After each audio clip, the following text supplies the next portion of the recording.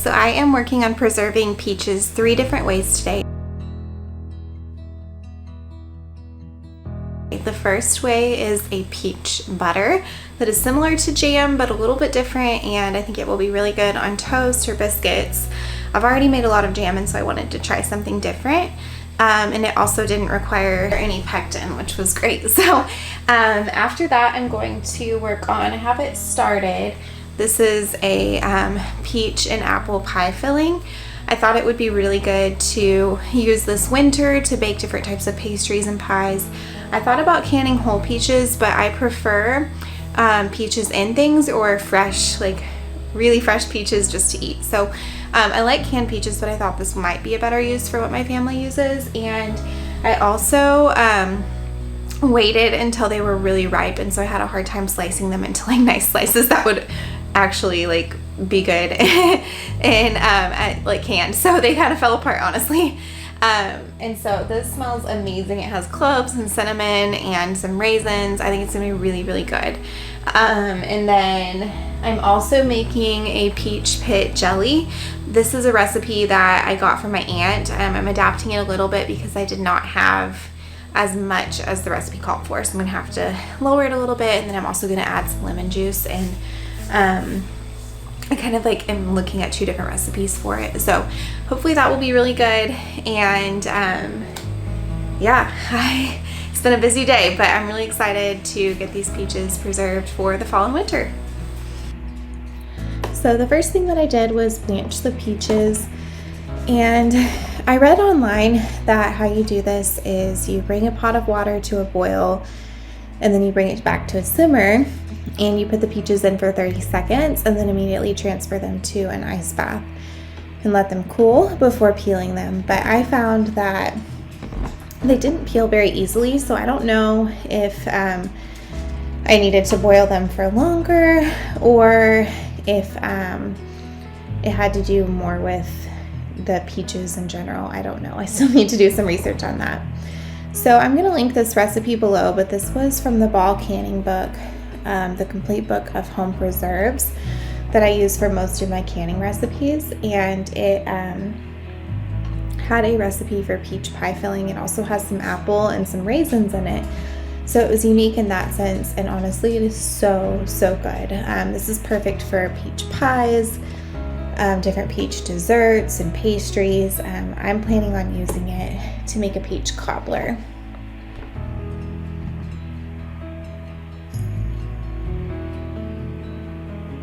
So the first recipe that I made was a peach pie filling from the Ball Canning book of home preserves.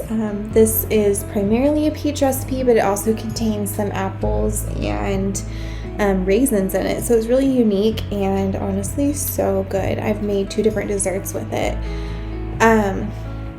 I'll link a blog post that I wrote below that will help you get started with water bath canning if you're new to it. And I highly recommend that Ball book of canning, like I mentioned as well, and I'll link that below, because I am somebody who is new to canning. I had a lot of fears about getting botulism or doing things in an unsafe way, and so this book walks you through safe canning practices, and it honestly was just really helpful for me as a beginner and not overwhelming.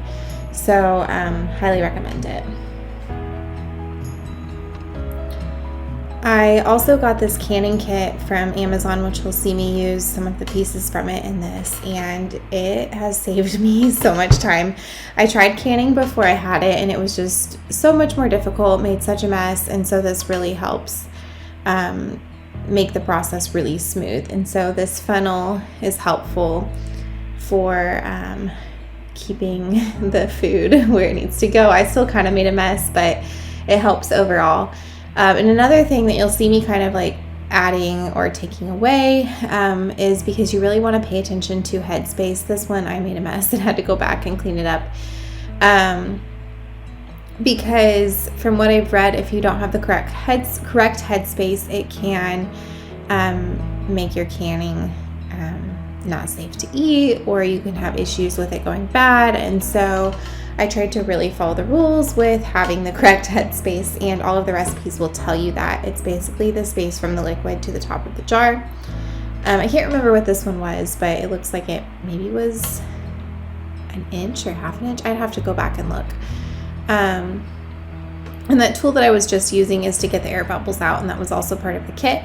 Then I'm using a clean paper towel to wipe the rims to make sure that they're nice and clean before I put the lids on.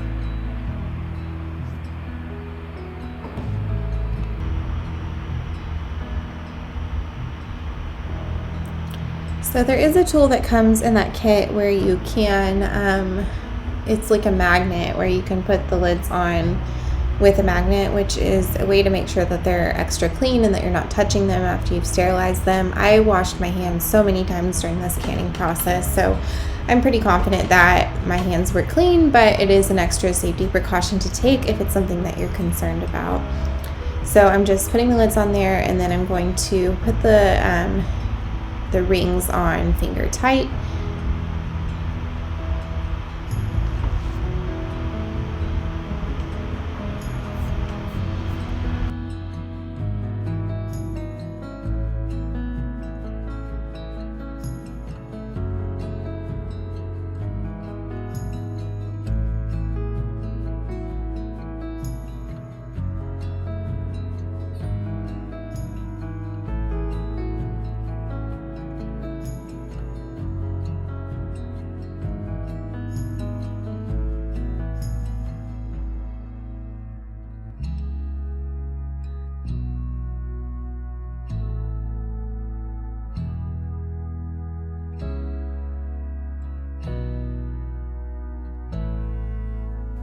As you can see here, I'm wiping the rims clean with a clean paper towel. From what I've read, this is really an important step, especially if you are kind of messy like I am, to ensure that the rims are clean. You don't want to get any bacteria in there. And so I try to take extra precaution with this.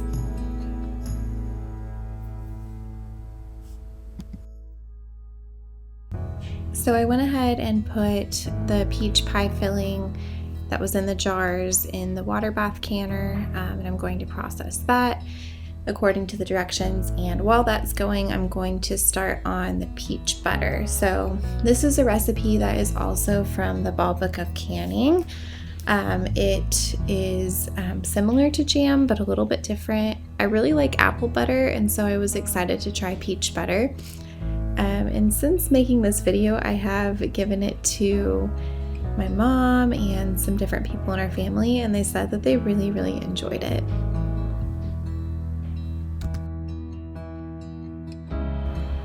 So this recipe called for about 4.5 pounds of peaches and water, lemon juice, and lemon zest, and sugar. So it really didn't have a lot of ingredients in it, which was perfect. I didn't have to worry about pectin or anything like I would with a lot of jams and jellies. So I went ahead and followed the directions. As you saw before, I was using my blender. You can also use a food processor to liquefy, well, you don't want to completely liquefy, but to puree the mixture. And then after that, I added in the sugar. After stirring in the sugar, I brought this to a boil and then reduced it to a gentle boil and let it simmer for a while. After this, I put it in jars that were hot, similar to what I did for the peach pie filling, and I processed it in the water bath canner. I think I did this for 10 minutes, and then I removed the canner lid and processed it for an additional 5 minutes. So I love how the directions in the book are just really straightforward. I tend to just look up recipes based off of the ingredients that I have and make ones that I think my family will enjoy.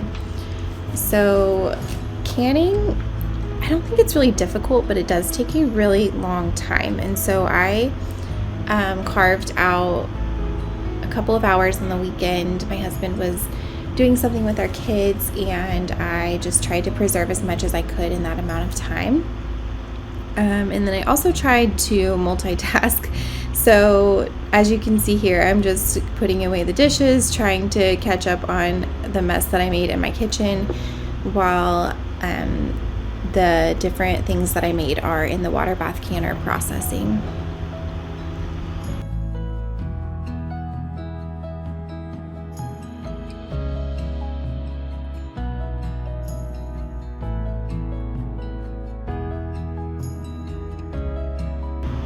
Something that I've never been great at is cleaning up as I go while working in the kitchen, but I find that when I take the time to do it, it's a lot less overwhelming. So I'm trying to at least keep up with a little bit of that so that it won't be pretty much every dish in my kitchen dirty to wash after canning.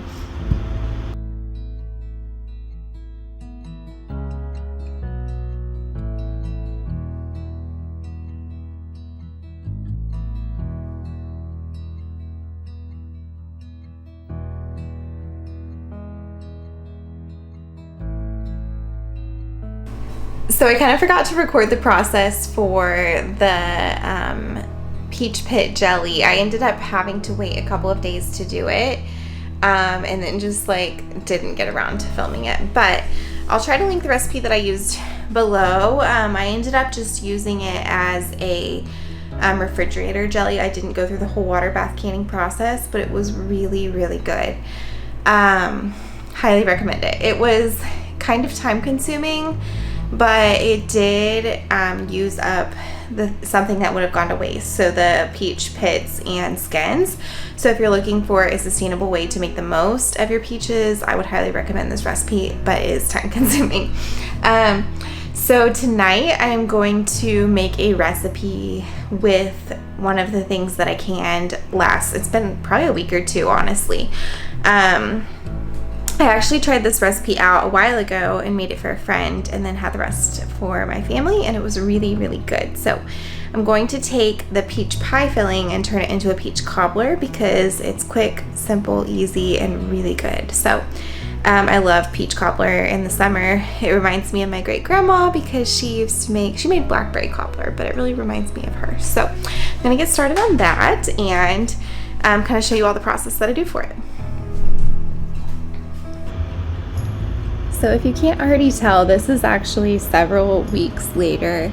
We went out of town and I made this recipe once before, but I kind of wanted to try it out before showing it on YouTube to make sure that it tasted good.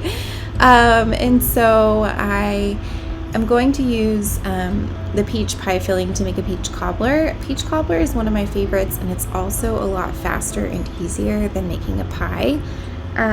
Baking is not my strong suit. It's something that I'm working on, but I'm finding that cobblers are really quick to put together, and it seems like the perfect dessert kind of to transition between summer and fall. You get some of those summer flavors with the fresh fruit, and then some of those fall flavors with like cinnamon and nutmeg added in. So for this recipe, you need, I actually looked up a recipe online for the cobbler, and then I adjusted it with some of the spices, and then also used my own filling instead of the one that it called for. But I'll try to link that original recipe below. So what I did is I took 6 tablespoons of butter and I chopped it up into, I think it was about a tablespoon each, maybe a little bit less, as you'll see here. And then I put that in a 9 by 13 pan. And then put that in the oven while it was preheating to 350 degrees. This is a way to have that butter melt without having to melt it separately. Saves you some trouble and saves you some dishes. And we already saw that I had a lot of dishes. Okay, I think this is like something that most homesteaders do, especially if they live in a place that doesn't have a lot of storage like me, is store all of your cast iron in the oven. It really is great for the seasoning process, but I kind of forgot, and so I had to remove all of the hot cast iron pans to make room for what I was baking. Okay, so I'm gonna let that melt, and then I'm going to work on making the batter. I decided to mill my own flour. I recently got this NutriMill harvest grain mill, and it is amazing. If you have not tried fresh home milled flour, it is a game changer. It tastes so fresh. There are so many different health benefits and nutrients that are preserved when you mill flour at home. One of the main reasons I decided to start milling my own flour is because I was looking into methods for storing food in bulk long term to save money. And I researched that storing your own flour at home is kind of hard because it can go bad and you can have issues with moisture and pests. And we live in a house that's almost 100 years old, and I figured I would have trouble with that. But wheat berries, which are then milled into flour, can be stored for a really, really long time if stored properly. And so I got a NutriMill and have been using it for everything.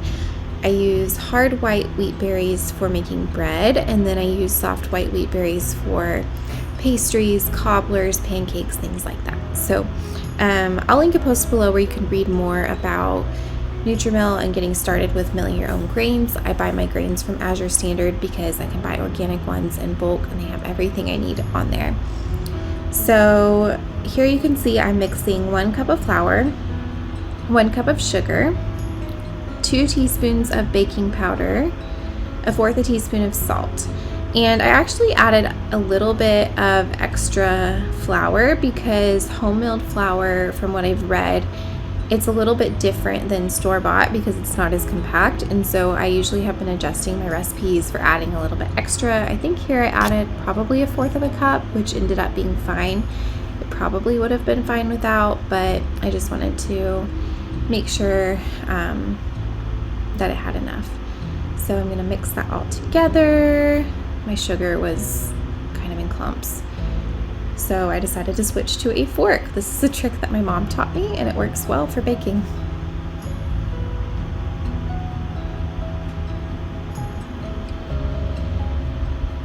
Get all of those clumps.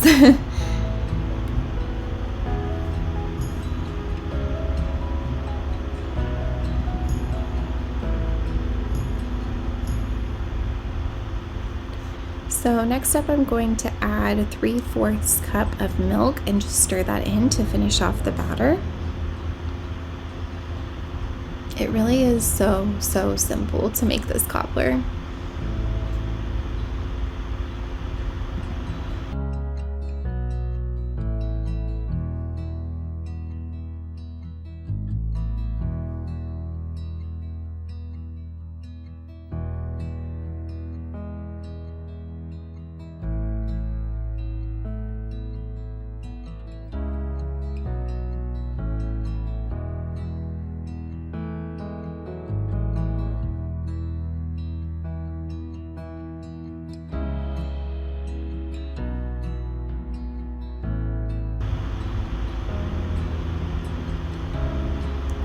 Okay, then I'm going to open up the jar that I preserved, and I'm going to take the pan out of the oven. The butter should be more than melted by now.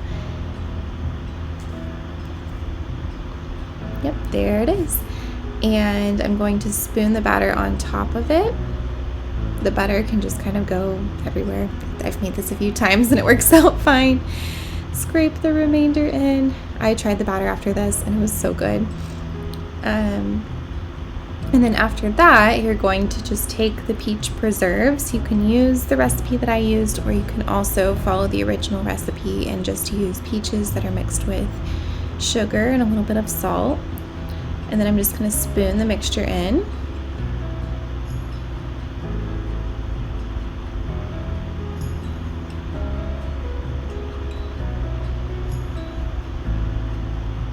And then I'm going to spread it around a little bit.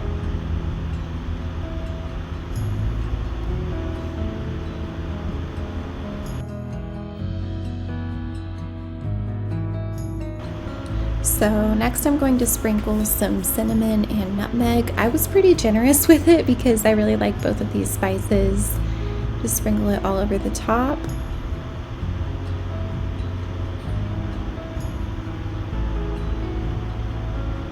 The this smelled so good. And then while that is baking, I'm going to work on my sourdough starter. I'm trying to learn sourdough, and this is my second day of working on the starter, so I'll try to update you all on how it goes. I'm definitely learning, not sure how it's going to go, but trying to be consistent with it every night.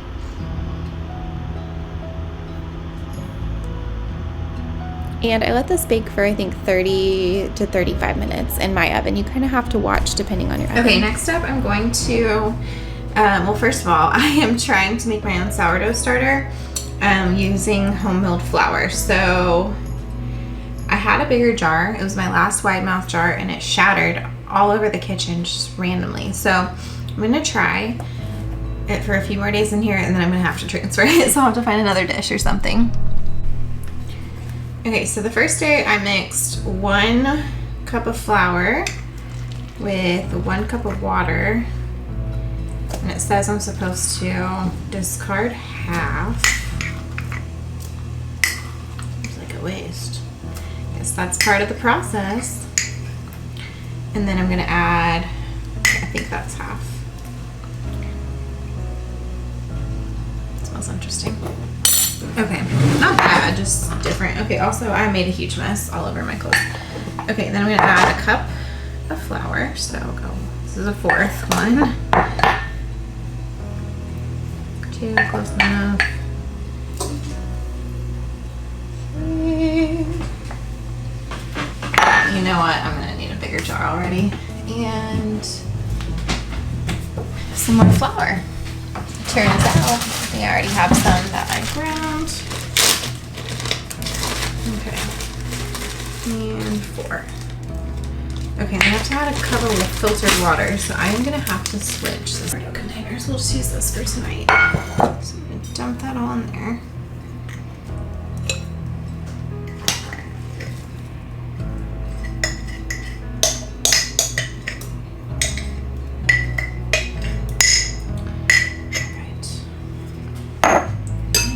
My cup of water, so I'll do 1, 2, here we go, 3, and 4, and I'm going to add a little extra.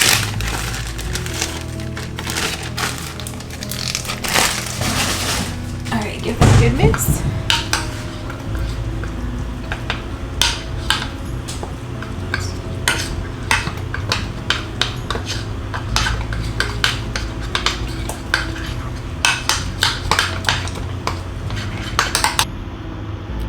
Okay, I'm going to check on my cobbler. It looks like it's about done. I originally put it in for 30 minutes, which is a little bit less than the original recipe called for, but my oven tends to cook things really quickly. So I put it back in, I think, for like 3 more minutes, and then it was done. You'll just kind of have to watch if you make this what works best with your oven. This was so good. You all have to try it. I highly recommend. I could not wait to try the cobbler. I actually burned my tongue a little bit. I wish I would have had some vanilla ice cream with it, because that would have made it perfection. But seriously, you have to try this recipe. It's so good. Thank you so much for watching, friends. If you are not already subscribed to my channel, I would love it if you would subscribe for more slow living and homesteading content. I'm so glad that you are here, and thanks again. I will see you next time.